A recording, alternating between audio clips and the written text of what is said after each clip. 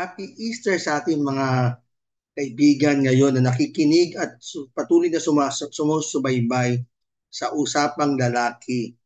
Muli, ngayon ay unang Miyerkules ng buwan ng Abril, taong kasulukuyan. So, andito muli ako, si John Carandang, upang magbahagi sa inyo ng ah, isang bagong topic naman tungkol sa ating Gen Z, yung ating mga kabataan ngayon. Marahil magtatanong kayo, no? Iba na ang panahon ngayon. Iba na ang bata ngayon. Iba na mga kabataan ngayon. Para bang pahirap na ba't natin silang intindihin? Or nahihirapan ba talaga tayong intindihin o hindi lang talaga natin sila iniintindi sa panahon ngayon? Sapagkat nabubuhay tayo sa nakaraan, nabubuhay tayo sa makalumang paniniwala or pamamaraan ng pagdidisiplina or pagiging magulang, no, or parenting. Ang inyong abang lingkod ay bumalangkas ng isang topic na kung saan para sa akin napapanahon. Ngayon pag-uusapan natin ang Gen Z. Marahil karamihan ng mga nanonood ngayon o sumusubaybay sa Usapang Lalaki ay na-belong sa baby boomers. Marahil meron din sa atin ang Gen X, mga generation ko, or mga nasa millennial. Baka rin may nakikinig din dito ng Gen Z. At nais kong ipakita sa inyo yung mukha ng Gen Z ngayon, kung ano ang gagawin natin bilang isang magulang upang patuloy natin silang gabayan patungo sa landas na maka-Diyos at makatao. Ngayon, bago natin simulan ang ating pagbabahaginan tungkol sa Usapang Lalaki parang sa ngayong buwan ng Abril, hayaan niyo muna po ako o tayo manalangin. Okay?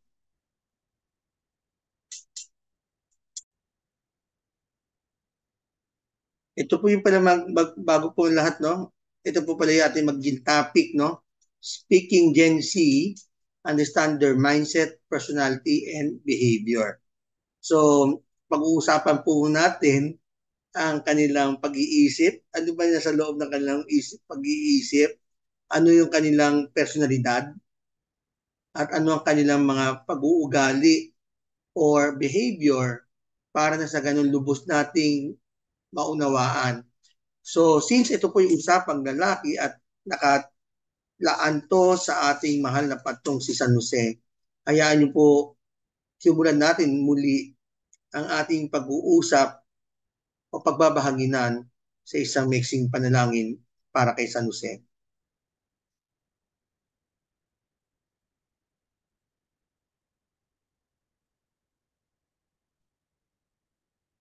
In the name of the Father, of the Son, of the Holy Spirit.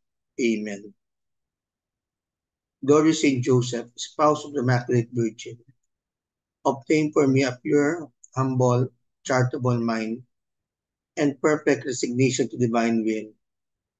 Be my guide, Father, and my model through life, that I may merit to die as you did in the arms of Jesus and Mary. Amen. Saint Joseph, pray for us. In the name of the Father, of the Son, of the Holy Spirit. Amen. Tulad na nasabi ko po sa inyo, pag-uusapan po natin ang Gen Z. Meron sinasabi muna dito na sinasabi po natin na iba-iba po talaga ang panahon natin. Marahil napakalayo na nga po ng panahon ng ninyo sa ngayon. Para bang ang bilis ng takbo ng panahon, ng pagbabago. At bilang isang mga magulang, patuloy tayo nagsusuri o nag-aaral upang patuloy nating lubos na maunawaan ang mga anak natin sa kanilang henerasyon. This is a big challenge for all of us, especially nowadays. There's a lot of temptations, there's a lot of hindrances, there are a lot of negative forces that para bang pumipigil sa atin para maging mabuting magulang. Hayaan niyo po ang sabihin natin yung alalahanin natin na sinabi ni St. John Paul II. Sabi niya, to maintain a joyful family requires much both from both the parents and the children. Each member of the family has to become, in a special way, the servants of the others. Gusto ko pong i-highlight yung mga some important words or statement. Yung servant of the others. Bilang isang pamilya, we are not just leading the family. We are not just here to lead our children. We are also servants. Our children also servants and we are servants. So, in other words, we are also serving our children. And our children also serves us. Kaya nga, servant leadership po ang kailangan dito na hindi lang tayo nagmamando. Hindi lang tayo dapat ang nasusunod. It requires both parents and the children. Okay? Mayroong servanthood or service or sabihin natin servant leadership na impart sa kanilang mindset for the family becomes a holy and good or good family in accordance to God's way. Kaya nga po, isang hamon pa rin sa atin sa gitna ng mundong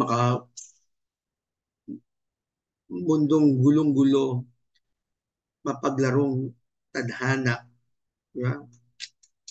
Paano nga ba natin na i-preserve yung ating family? Paano ba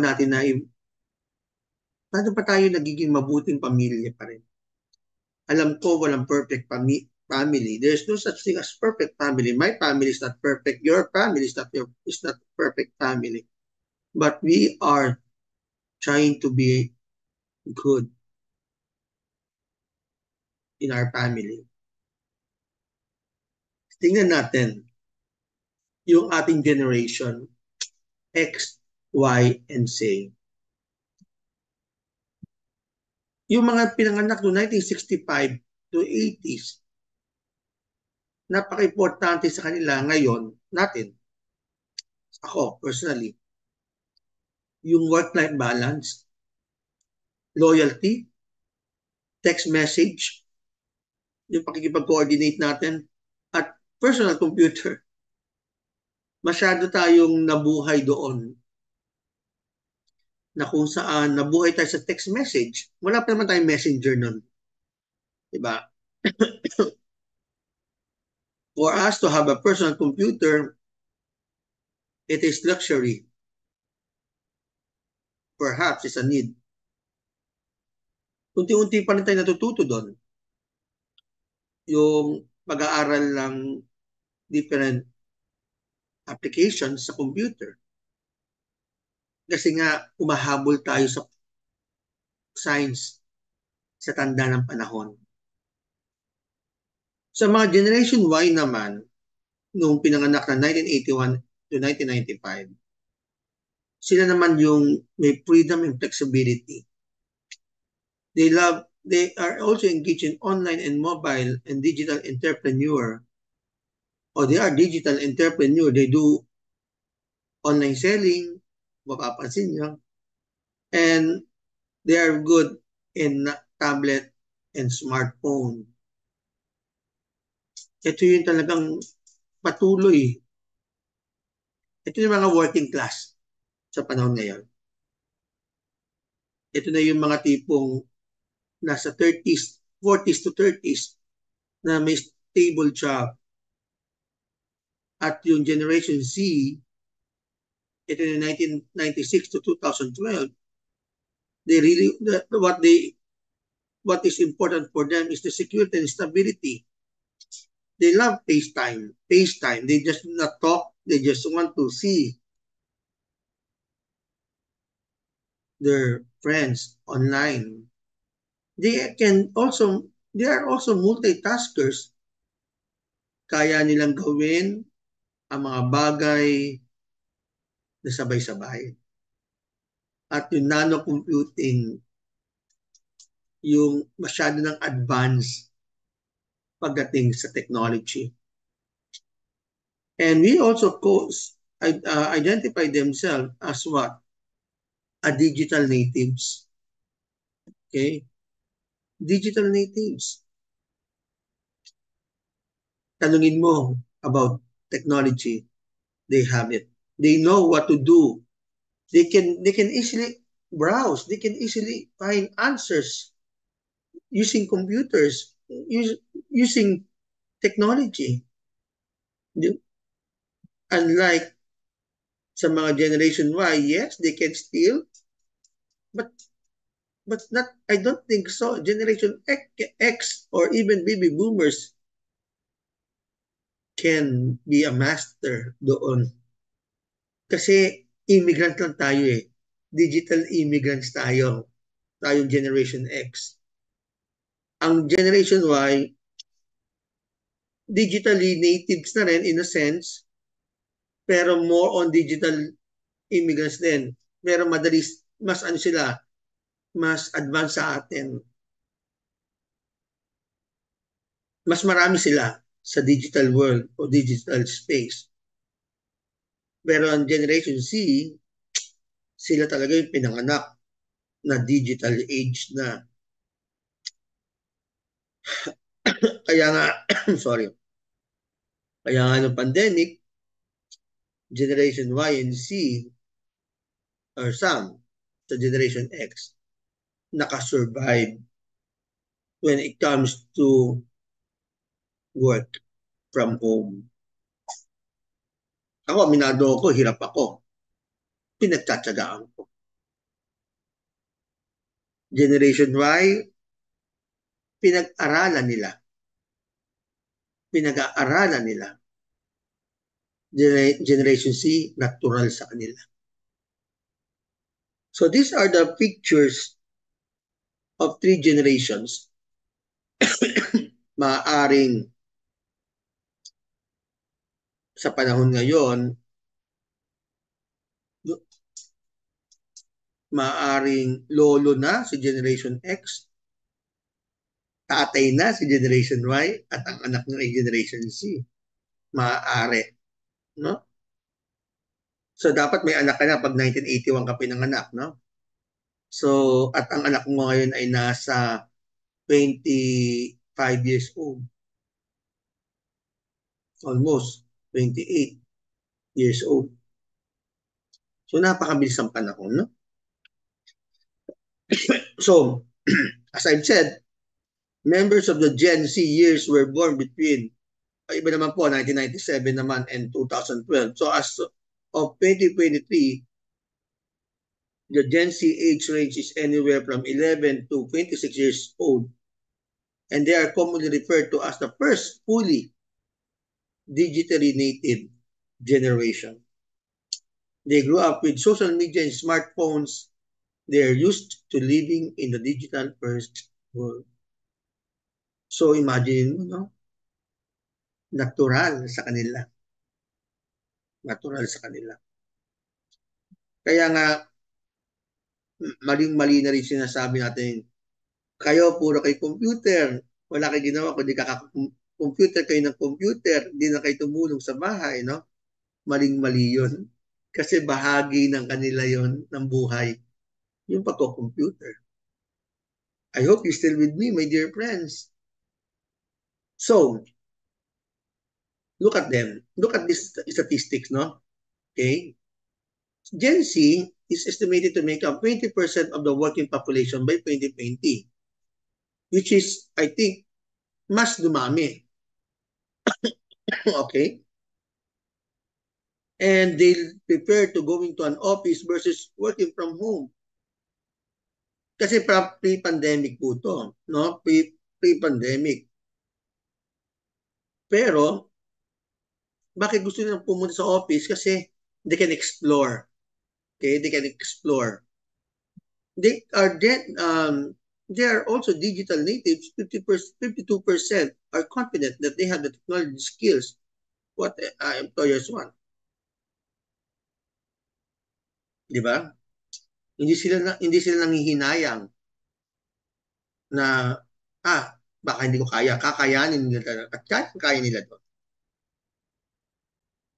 Kaya nga, kaya nga sa kanila, malakas ang loob nila na mapakita sa kanilang mga employers yung hinahanap sa kanila dahil they are digitally native.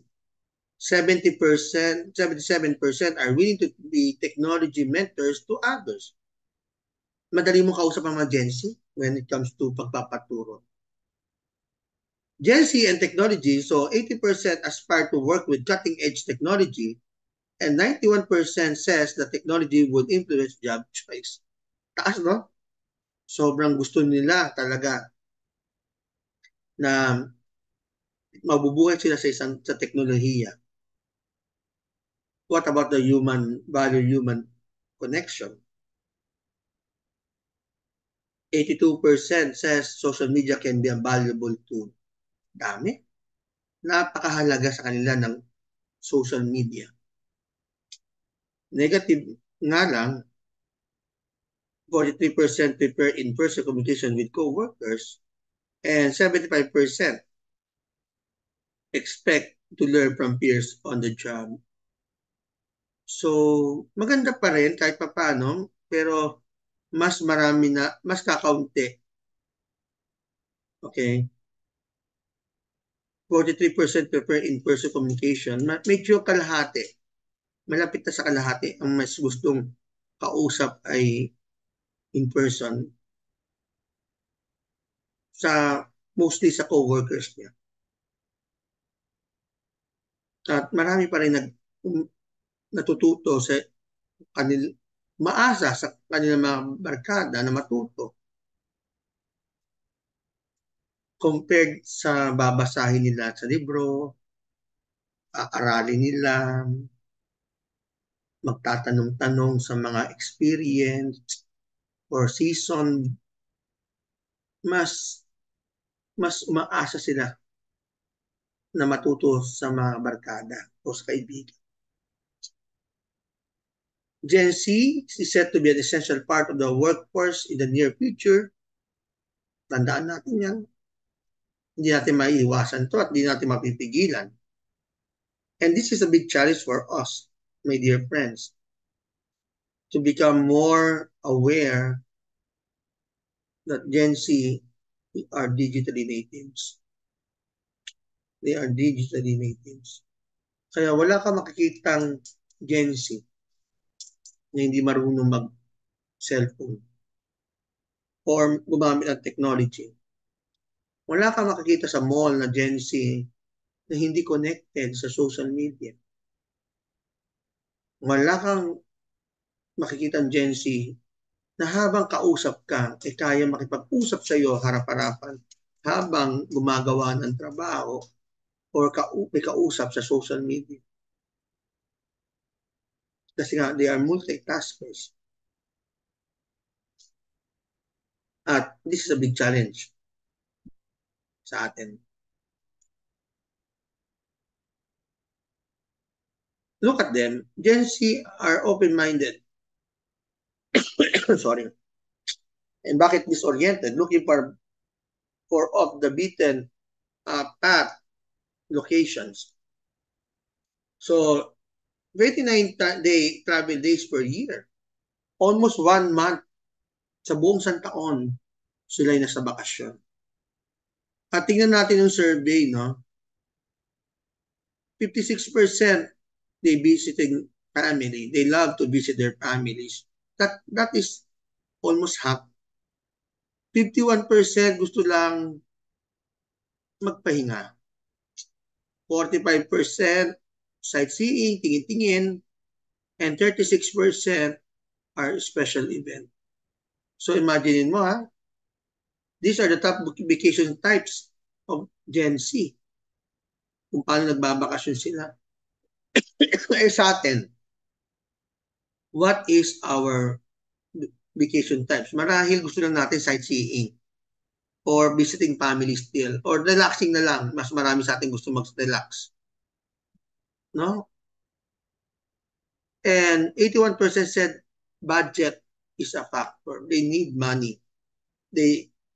Napakahalaga ng pagbabudget nila kasi 25% of their budget is allocated to travel or to flight. They love it. Kaya nga kabi-kabilaan ng mga piso fares, airline promo, at tanungin mo sino man kadalasang nagta-travel, the Gen Z. I love to travel, pero I have to be more mindful also about the budget. Karamihan kasi nila is they make use of search engine, OTA, airline sites, hotel site to travel. And most of them, their personality is they look for the best deals. Aba, magaling sila dyan. They go anywhere that allows them to explore the outdoors activity and be active. Ayaw nila ng tahimik lang o nakababad lang sa isang lugar. For them, you only live once. No? Crossing off my bucket list is imperative. It's a must. And then they said that they opt for off the beaten path location recommendation from locals. Mas naniniwala sila sa local. And why? Because they have the means to discover things. And 90% of their decisions are influenced by social media.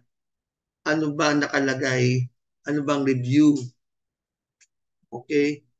Ano ba sinasabi nila maganda ba dito sa lugar nito? I remember before the pandemic, my co-teachers when decided to have a vacation, no? And I'm one of the youngest from the group. Most of them are 60s, retired teachers, co-teachers. And then, lahat kami walang may alam kung paano to travel. I know, I went to Japan, no? I visited Japan. I stayed there, pero I don't know how to make itinerary. So, what we did is we asked isa sa mga anak ng mga co-teacher namin na isama para siyang gumawa ng itinerary sa lahat ng pupuntahan. Excuse me. Pati sa mga pupuntahan, tutulugan, kakainan. Lahat yun nakaplan. Napakaganda. I appreciate it. Medyo na-insecure nga ako kasi sabi ko, hindi ko kakayanin itong magplano. Parang sabi ko, ano ba yan? Parang ang tanda-tanda ko na kasi hindi ko naintindihan yung mga pinagagawa nila to plan. But we are blessed because may kasama pa kami Gen Z. Yun nga lang, hindi namin makausap kasi busy siya sa pag-prepare before, during, and up. Okay? And even after our trip to Japan. Ang tanging ambag ko na lang is I'm an interpreter. Pero that's another side of the story. And this generation C, okay, this is very obvious nowadays. Masyado siyang given. And I'm very happy na they have a lot of time for themselves, for self-care. Pero minsan, sasabihin na natin na hindi lahat inuuna pa ang travel kaysa tumulong, kaysa maraming mga personal na bagay na dapat natin i-considera, and they are entitled to choose what is good for themselves. Hindi naman natin sinasabing masama, pero minsan nakakalimot. Pero kailangan lang naman din natin paalalahanan sila. Wala naman pong mawawala. At this is a big challenge again sa ating lahat. So, how to parent, okay, parenting Gen Z. Simple lang po. Hulaan nyo paano. Hulaan nyo kung paano mag-parenting, no? Siyempre, ang inyong abang likod, kagamit ng pangalang term na spell out natin yung parents. Okay? So, tatak John, spell out natin ang parents. P-A-R-E-N-T-S. Parents. So, first, letter P, pay attention to your foundations. My dear friends, my dear kapanalig, kapamilya, kapatid, ka-labors, lahat na, kailangan natin ibalik ang ating family values, yung foundation ng ating pagiging ng pamilya natin. Hindi porket mabilis ang takbo ng panahon, patuloy natin itong kakalimutan at hindi natin ituturo sa mga Gen Z. Nakakalungkot mang isipin na minsan hindi na nila nauunawaan o naaalala ano ba ang family values nila. Isang best example. Yung pagkonsulta sa magulang kapag meron silang isang desisyon sa buhay. Minsan nakakalungkot na lang din dahil ibang mga magulang nagugulat na lang na magpapakasal na pala yung anak nila o meron na pala siyang karelasyon. Doon pa lang nagugulat na sila, teka, bakit ganun? Kasi nga minsan nagiging permissive tayo. Okay na yan, tama na yan. Hayaan mo sila. Ano ba yung foundations? We are still parents. And we are also entitled to be consulted. Another, yung sa hapag, sabay-sabay ng pagkain sa hapag, kainan. Mas maraming oras sila sa pamilya, sa kaibigan kaysa sa pamilya. So, paki-remind lang din po sila. Baka tila yata nakalimot na sila. Wala naman pong masama. Pangalawa, letter A, accept their individualities. Wag na ho natin ikwento or sabihin nung panahon natin. Nung panahon namin, wala pa namang cellphone. Ngayon, nagtataka ako. Puro kayo cellphone. Nung araw, hindi kami sumasagot ng oras ng pagkain, kain lang. Bakit wala kaming cellphone nun? Iba na po sila ngayon. Tanggapin na po natin na meron na po silang sariling uh, behavior or pagkakakinanlan sa sarili. Pero dapat yung pagtanggap sa individuality, inuugat pa rin natin yun, nakaugat pa rin yun sa ating foundation bilang isang mga magulang at pamilya. Malinaw po? Kasi po baka mamaya ho, kalimutan, tanggap lang ng tanggap, tapos nakalimutan na natin. Letter R, recognize their strengths and weaknesses. And weakness. Their strengths and weaknesses. Mas maganda po kung titingnan natin, no? Ano ba yung kanilang mga kalakasan? Saan ba sila mabuti? Magaling? At anong kanilang mga kahinaan? Baka kasi lagi natin iniisip, malaki na sila, dapat kaya nila yan,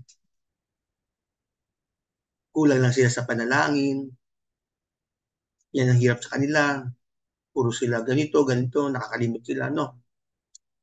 Kung kung sila ay magaling sa isang bagay, suportahan natin. Kung sila ay nakakalimot sa pagtawag sa Panginoon at kahinaan nila ang magkaroon ng oras sa Panginoon, tulungan natin. Gabayan pa rin natin sila sa kanilang mga kahinaan sa buhay. Gusto ko pong ibalik sa inyo yung analogy ng saranggola. Na habang nagpapalitan sa saranggola, kapag nakita natin sa ere na sila stable, unti-unti pa rin natin silang luwagan. At kapag sila pabagsak na, unti-unti natin silang hatakin, higpitan at hatakin pataas nang sa ganun di sila tuluyang mawala o manghina. Iwasan din po natin ang magsabi ng masasakit na salita sapagkat lalo silang napanghihinaan ng loob. Hindi po mabuti o makakatulong sa kanila sabihan ng mga masasakit na bagay sapagkat sila po ay may damdamin din. At ito ay valid. Mas kung meron po tayong hindi napansin, nakikita hindi maganda at napapansin na hindi maganda, marahil instead na i-condemn o i-judge natin sila, mas maganda sabihin, hindi ako natutuwa sa ginawa mo. Meron pa tayo, maaari ba kitang tulungan upang mabago yung ganyang pag-uugali para lubos kayo nag-uusap. Encourage them to be resilient. Yung ability to bounce back sa gitna ng kanilang pagka-failures, hindi naman tayo ang gagawa, hindi naman tayo ang mag-i-impart ng success sa kanila. But rather, pag sila ay nagkaroon ng failures, huwag natin silang hayaan malugmok sa maling desisyon na kanilang ginawa. But rather, tulungan natin silang makabangon muli. I-remind natin sa kanila na kakayanin pa rin nila yan. Kailangan nilang matutunan ng isang bagay kasama na po ang failures para mas lalo tayong matuto sa buhay. Never invalidate their feelings because their feelings are all valid, whether it is negative or positive feelings. Kung sila yung nakakaramdam ng negative feelings, unawain. Una ang awa, kaya unawa. At kapag sila yung naman nakakaramdam din ng negative feelings, wag na ho natin sabihin, wala na, nung panahon namin, hindi naman namin nararanasan yan. Nagtataka lang ako sa inyo. Iba po. Kung wala ho tayong magandang sasabihin, mas maganda ho, take a pause. Para mas lubos natin maunawaan, madamhin, maramdaman natin kung ano yung ugat, punot dulo ng kanilang nararamdaman. At sila mismo magsasabi. Trust the thing you know are true. Napakasimple lang po yan. Tiwala. Kung ano alam mong totoo, pagtiwalaan mo. Sapagkat anak mo yan eh. Yun ang kailangan nila. Tiwala lang muna. Kaya nga sinasabi ko, sige, paniniwalaan ko yan. Paniniwalaan ko yan. Yung sinasabi mo. And last but not the least, say what is right and good for them. Say it, do not delay. Say it what is right. I think it's better, it's good for you to take a rest because you spend so much time with your cell phones or with your gadgets. It's not good anymore to your body. I think it is right for you to do some exercise, some activities para hindi ka lang sedentary. I think it's good for us to to go to mass as family despite of your hectic schedules para kahit paano ma-bless tayo ni Lord. Kailangan sa ating manggaling yung dapat nating gawin at yung gusto natin mangyari. Dapat masabi natin to ng buong katapangan na may sincerity ng puso para daman nila yung yung presence natin bilang magulang.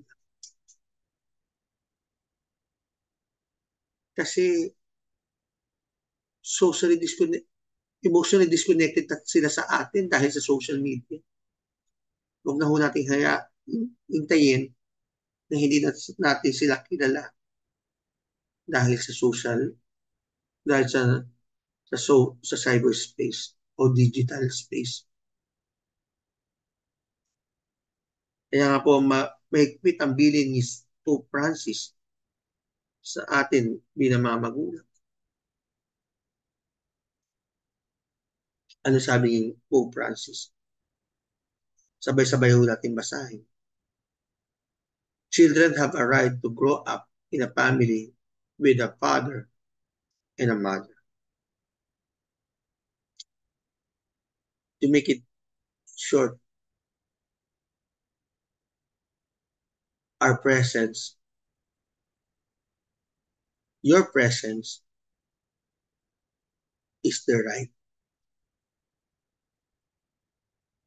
It is a call for all of us. It's never too late. Never too late. This is a reminder for us to become a good parent. I hope and I pray na andun na po tayo sa landas sa pagiging mabuting magulang. Hindi pa po ako magulang pero kahit pa paano ho, naiintindihan ko at naunawaan ko ang hirap ng mga magulang. Kaya nga po, kaisa niyo ako sa dalangin upang mapaayos ang inyong mga anak. Muli, ako po si John Cadiz Carandang na nagpapasalamat sa inyo sa inyong walang sawang pakikinig at panunood ng ating First Wednesday Habit sa Usapang Lalaki. Kung meron po kayong gustong topic na i-discuss, you are free to type dito sa comment section para na sa ganun alam ko kung ito yata yung mga needs ngayon ng mga viewers natin. Sana po may mag-suggest ng mga topics para na sa ganun maisama ko po sa aking pagbabahaginan. Happy Easter sa ating lahat and God bless us all. Thank you.